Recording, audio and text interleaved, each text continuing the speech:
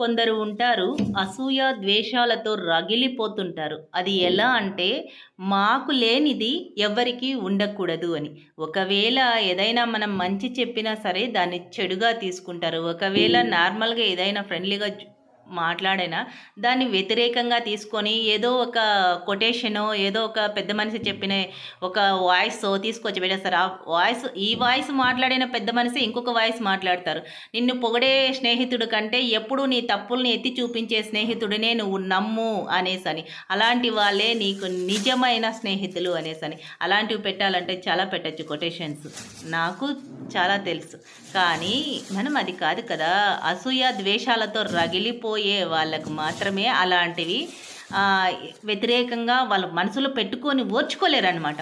ఏదో ఒకటి తీసుకొచ్చి స్క్రీన్ పైన చూపించేయాలి. అలాంటి ఉద్దేశ్యం కలిగిన వాళ్ళు పైకి మాత్రం మంచిగా నటిస్తారు. లోపలంతా డ్రైనేజ్ స్మెల్.